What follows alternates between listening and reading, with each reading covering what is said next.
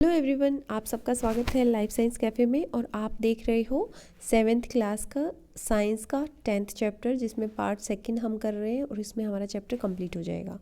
तो देखिए, wonderful things हैं, बहुत अच्छी अच्छी चीज़ें हैं इस चैप्टर में जानने के लिए। और महाराष्ट्र बोर्ड की क्लास की जो साइंस है महाराष्ट्र बोर्ड में जो लगती है वो हम कर रहे हैं।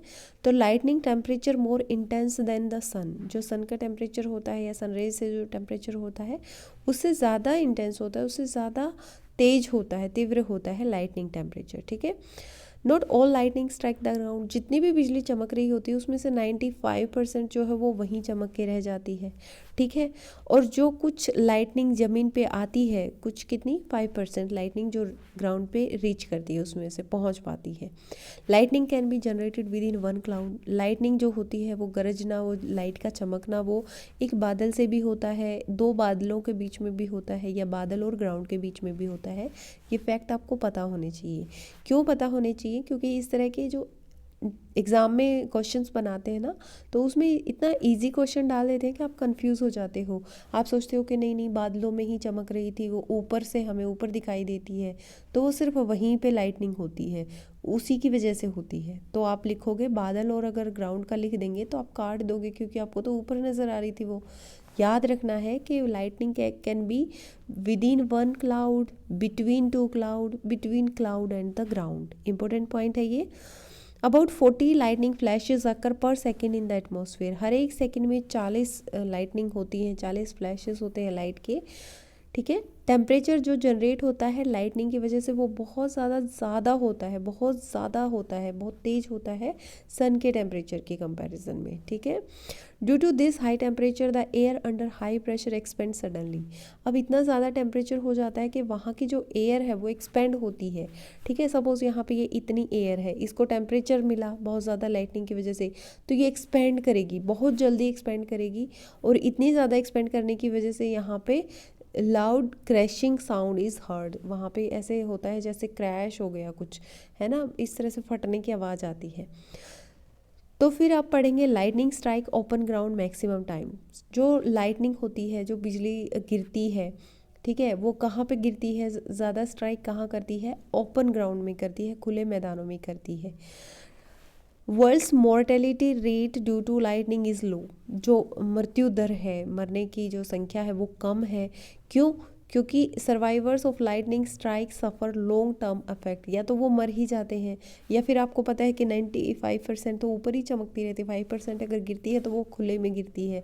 और जब भी बादल गरजते हैं या कुछ होता है तो लोग अपने घरों में घुस जाते हैं, जिसकी वजह से लाइफ जो है सेफ रहती है, जो मतलब मोर्टेलिटी रेट है वो कम हो जाता है। ठीक है। लेकिन जो लोग सफ़र करते हैं लाइटनिंग की वजह से, जो मतलब लोग मतलब क्या होता है, जिन पे बिजली गिर जाती है और फिर भी वो बचा लिए जाते हैं किसी तरह से, तो वो बहुत लंबे समय तक वो सफ़र करते हैं, बहुत परेशान रहते हैं इस चीज़ से। इमीडिएट ट्रीटमेंट अगर दिया जाता है ना लाइटनिंग अफेक्टेड पर्सन को, तो हम उसकी लाइफ को बचा सकते हैं। मतलब जल्दी से उसे डॉक्टर के पास ले जाया जाए, हॉस्पिटल पहुंचा दिया जाए, तो वो बच सकता है। ऐसे ऐसी जगहों की स्टडी की है, मतलब जहाँ पे भी बिजली गिरी थी वहाँ पे जाके स्टडी किया है या सर्वे किया है, आप ये कह सकते हो कि जो ज़्यादातर बिजली है वो खुले मैदानों में गिरी है, या फिर it happen more on open ground than under a tree और नियर वाटर, पानी के पास या फिर पेड़ के नीचे, मतलब पेड़ के ऊपर गिरने के बजाय खुले मैदानों में ही गिरी है। जो जो इस तरह की मिसहैपनिंग हुई है ज़्यादातर टाइम ऐसी जगहों पे हुई है जो कि ज़्यादा ऊंची जगह पे कोई इंसान है और नियर ए टॉल ऑब्जेक्ट, और बहुत लंबे ऊंचे, जैसे सपोज आप किसी पोल के पास खड़े हो, है ना, इलेक्ट्रिसिटी पोल है या कोई ऐसी जगहों पे हो जाती है। तो हमें क्या करना चाहिए, हमारी प्रिकॉशंस क्या क्या होनी चाहिए ऐसे टाइम में? एक तो हमें खुले मैदान में नहीं खड़ा होना चाहिए, या किसी पेड़ के नीचे नहीं खड़ा होना चाहिए। ठीक है। Do not stand on open ground, ये प्रिकॉशंस आप लिख सकते हो क्वेश्चन में, ये सारे इंपॉर्टेंट पॉइंट है। लेकिन आप इतना बड़ा नहीं लिखोगे, सिर्फ इतना लिखोगे, do not stand on open ground. Second point, do not go to a high location और क्लाइंब ए ट्री, किसी भी पेड़ पे नहीं चढ़ना है, किसी ऊंची जगह पे नहीं जाना है। Do not stand near an electric pole, बिजली के पोल के पास या टेलीफोन पोल के पास या टावर के पास नहीं खड़ा होना है, और किसी वेयर्ड फेंसेस के पास नहीं जाना है, और गार्डन ऐसे और एक गार्डन और ए हाउस ऐसी जगह पे भी नहीं जाना है, मतलब खुली जगहों पे तो कहीं पे भी नहीं जाना है। अगर आप टू व्हीलर पे हैं, जैसे बाईसाइकिल पे हैं या ट्रैक्टर पे हैं, बोट पे हैं, तो आप जल्दी से वहाँ से निकल जाइए, वहाँ से सेफ जगह पे चले जाइए, रोक दीजिए अपनी गाड़ी को। Do not gather all together in one place. को सभी लोग एक जगह पे नहीं इकट्ठा हों, लेकिन मजबूरी होती है क्योंकि बच्चों को दूर नहीं छोड़ सकते, छोटे बच्चे होते वो डर जाते हैं। लेकिन बड़े बड़े लोग ऐसे कर सकते हैं कि कम से कम 15 फीट की दूरी होनी चाहिए टू पर्सन के बीच में। ये इंपॉर्टेंट पॉइंट है, कितनी दूरी होनी चाहिए दो लोगों के बीच में, 15 की, है ना। डू नॉट यूज़ प्लग्ड और इलेक्ट्रिक। देखो इन सब चीज़ों का मतलब क्या है, आप ये सोचो, क्योंकि जो लाइटनिंग होती है ना उसमें चार्ज कंडक्ट होते हैं, पॉजिटिव नेगेटिव चार्ज स्ट्राइक करते हैं, तो कंडक्शन बहुत ज़्यादा होता है। तो अगर हम ऐसी चीज़ों के पास, जैसे सपोज़ हम इलेक्ट्रिक वायर को यूज़ कर रहे हैं या टेलीफोन को यूज़ कर रहे हैं, तो इससे चार्जेस का ट्रांसपोर्ट जल्दी होगा और हमें इस तरह से लाइटनिंग से खतरा हो सकता है। तो हमें ज़्यादातर उन्हीं चीज़ों का यहाँ पे जिक्र किया है जिसमें इलेक्ट्रिक चार्ज होता है, चार्जेस कंडक्शन की पावर होती है। तो ये कह रहा है कि मोबाइल और टेलीफोन को भी यूज़ मत करो। ड्राई वुड पे, जो सूखी लकड़ी है उस पे खड़े हो जाओ, प्लास्टिक शीट पे खड़े हो जाओ, और जूट के क्लोथ्स पे इस तरह की चीज़ें लो जिसमें चार्ज नहीं फ्लो करता। Keeping your feet together, support yourself on the sole of your feet, placing your hands on your knee and crouch low. जैसे अपने घुटनों में मुंह रख के, जैसे सजा दी हुई हो, आपको ऐसे बैठ सकते हो, है ना। मतलब एक पोजीशन होती है बैठने की जिसमें आप अपने पैरों को दोनों को सिकोड़ के और अपने मुंह को अपने घुटनों में रख के ऐसे बैठ सकते हो, अपने हाथों से अपने पैरों को कवर कर सकते हो। स्विमर्स और फिशरमैन होते हैं, वो जल्दी से पानी के बाहर आ जाएं जब भी लाइटनिंग उनको नज़र आती है या लगता है कि अभी बादल गरजेंगे, बिजली चमकेगी, तो ऐसे में वो सेफ प्लेस में आ जाएं। पक्का हाउस जो होते हैं ना, जो मिट्टी के नहीं होते एक्चुअली, जो सीमेंट के, कंक्रीट के इस तरह से बने होते हैं, वो सेफेस्ट प्लेस माने गए हैं, ठीक है। तो आप अगर खुले में हैं किसी मैदान में, तो आप ऐसे घर में चले जाइए जहाँ पे जो पक्के घर हैं, ठीक है। टॉल बिल्डिंग के पास अगर कोई लाइटनिंग कंडक्टर है तो भी ये सेफ होता है, क्योंकि वो अपनी तरफ उस लाइट को अट्रैक्ट करता है और उस बिल्डिंग के पास उसको नहीं गिरने देता, ठीक है। लाइटनिंग कंडक्टर अगर आपके घर के पास है तो ये बहुत अच्छी चीज़ है। और देखिए, इसके ज़्यादा अगर इन्फॉर्मेशन आपको कवर करनी है तो आप ndma.government.in पे जाइए और वहाँ से अपनी डिज़ास्टर्स और डिज़ास्टर मैनेजमेंट की इन्फॉर्मेशन वहाँ से कलेक्ट कर सकते हो। फिर बात करते हैं हम वोल्केनो की। वोल्केनो क्या होता है? एक्चुअली वोल्केनो को आप समझने के लिए ना 2-3 चीज़ों को ध्यान रखेंगे। एक तो मतलब ये फोटोग्राफ है इसमें कि किस तरह से लावा बाहर निकल रहा है ना, ये मेल्टेड है। वोल्केनो एक नेचुरल इवेंट है, ये चीज़ लिखेंगे आप, नेचुरल इवेंट है या नेचुरल फिनोमेनन है या नेचुरल डिज़ास्टर है, आप इस तरह से लिखेंगे। जो इंटीरियर है हमारी अर्थ का, ठीक है, वो हॉट हो जाता है, ज़मीन के अंदर गर्म हो जाता है, और मोमेंट है कि हॉट सब्सटेंसेस का कंटिन्यूस होता है इंटीरियर से toward the surface of the अर्थ, मतलब अंदर से बाहर की तरफ आता है। और कितनी अंदर से आता है? अर्थ क्रस्ट से अर्थ क्रस्ट के ऊपर आ जाता है, ठीक है। हमारे लेयर्स होती हैं अर्थ की, उसमें अर्थ क्रस्ट से ही आता है और अर्थ क्रस्ट पे ही आता है, से आता है और पे आता है, याद रखोगे। क्या होता है इसमें? सॉलिड, लिक्विड और गैसियस सब्सटेंसेस होते हैं ना, वो अर्थ के नीचे से अर्थ के ऊपर, अर्थ की क्रस्ट की लेयर के बीच में से अर्थ के ऊपर आ जाते हैं। जब ये सब्सटेंसेस ऊपर आ जाते हैं, अर्थ के ऊपर आ जाते हैं in an eruption and start flowing, जब ये फूट कर ऊपर आ जाते हैं और बहना शुरू करते हैं, इसी को वोल्केनो कहते हैं। Getting my point? कहाँ से होता है? फर्स्ट ऑफ ऑल ये नेचुरल फिनोमेनन है, ठीक है, एक पॉइंट।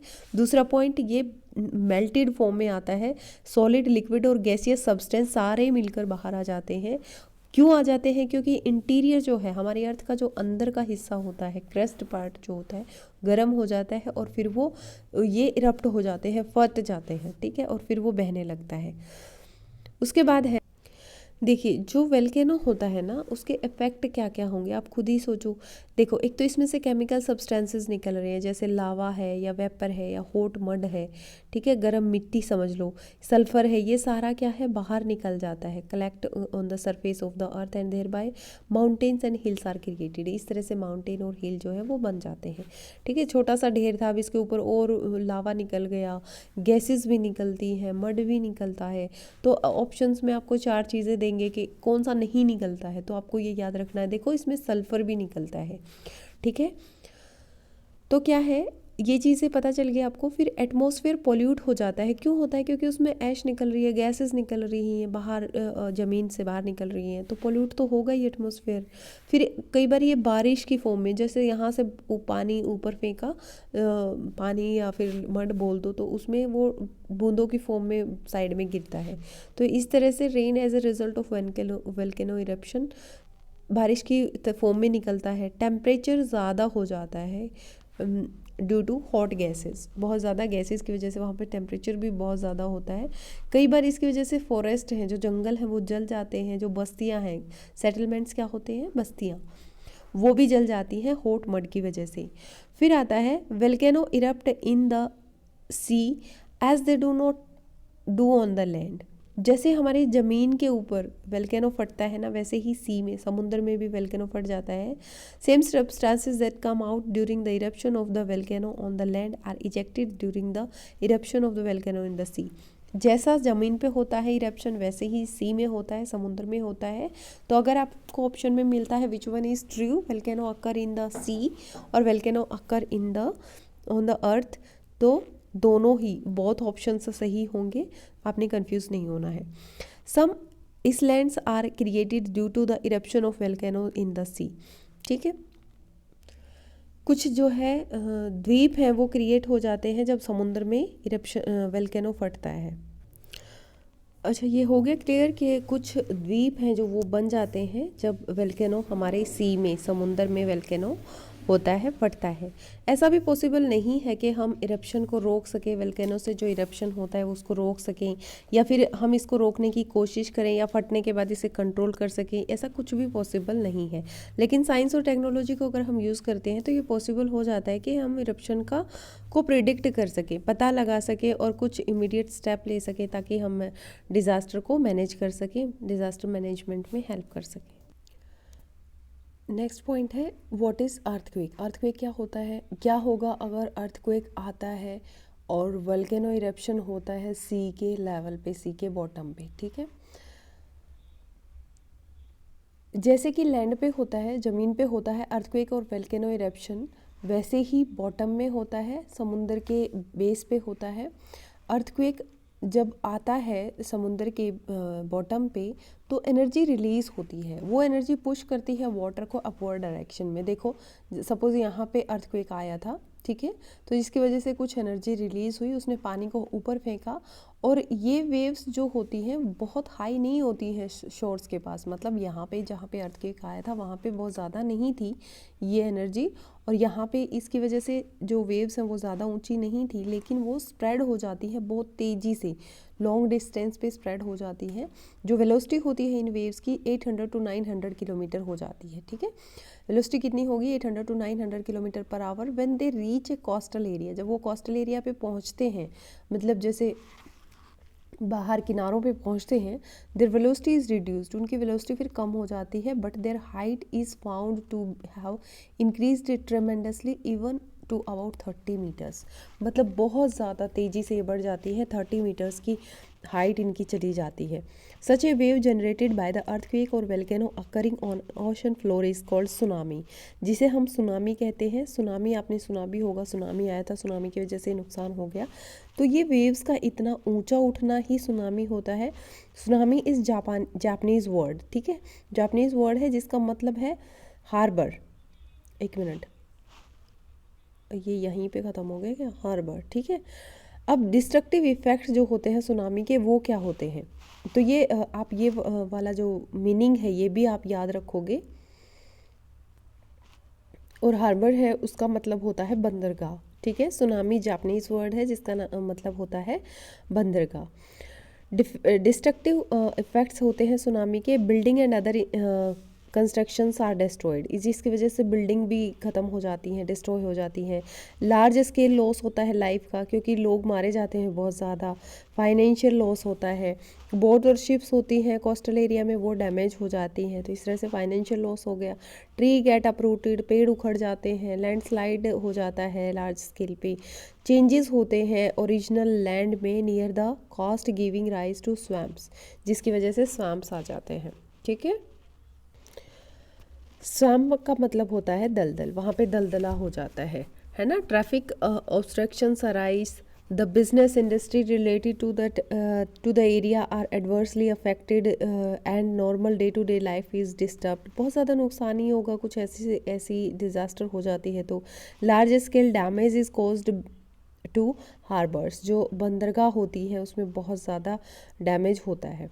ठीक है, प्रिकॉशनरी मेजर्स क्या होते हैं? When tsunami wave is formed due to earthquake on the sea floor, it is necessary that immediate estimate is made of its progress and warning of the danger is issued to the people in the coastal areas.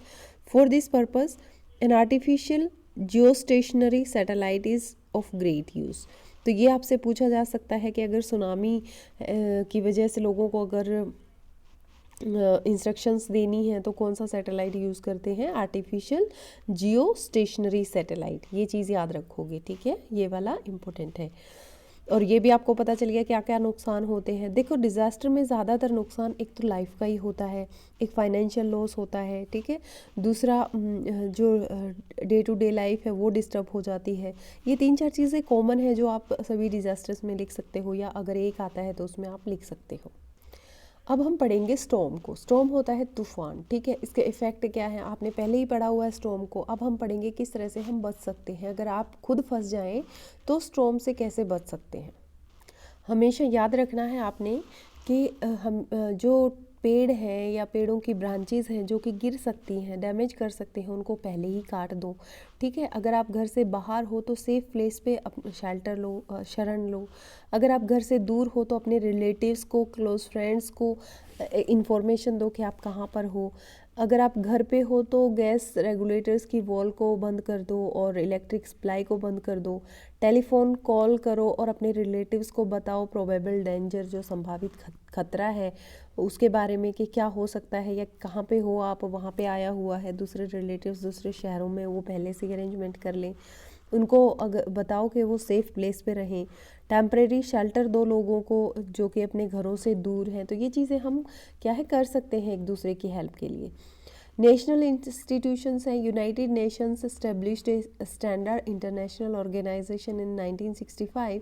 About 177 nations from all over the world are member of the UNDP, ठीक है। UNDP क्या है? United Nations, एक मिनट, standard international organisation, समझ गए। ये 65 में हुई बनी थी और इसमें 177 कंट्रीज़ हैं। One of the main function of this organisation is to send equipment, financial aid and also volunteers to the places of their disaster, ठीक है। अपने वॉलंटियर्स को भी भेजते हैं ताकि वो लोगों की मदद कर सकें। In addition international medical team and group of other experts are also send. बहुत लोगों को भेजते हैं, वो मेडिकल टीम को भेजते हैं। ये याद रखना है आपने। UNDP 65 में बनी थी, 177 इसके मेंबर्स हैं और किस तरह से ये हेल्प करते हैं। अब 13th ऑफ अक्टूबर जो है वो international day for disaster reduction as celebrate किया जाता है। तो 13th ऑफ अक्टूबर आप याद रखेंगे। अब यहाँ पे है refer to the lesson on winds in the standard 7th in the geography text book and read the part about storms. आप वो चैप्टर पढ़ सकते हैं अगर आपने ज़्यादा नॉलेज लेनी है स्टॉर्म के बारे में। तो यहाँ पे थोड़ी सी डिज़ास्टर की फॉर्म में यहाँ पे दिया गया है और यहाँ पे दिया हुआ है कि आप effect of natural calamities and measures for their management. आप एक पावर पॉइंट प्रेजेंटेशन बना सकते हैं अपने टीचर की हेल्प से, अगर आप बनाना चाहते हैं तो। यहाँ पे ये चैप्टर ख़त्म होता है और उसके बाद एक्सरसाइज शुरू होती है। आई होप आपको समझ आया होगा। अगर नहीं आया हुआ है तो क्वेश्चंस को भी हम कर लेंगे। आप मुझे ज़रूर कमेंट करके बताना। Thank you for watching life science cafe.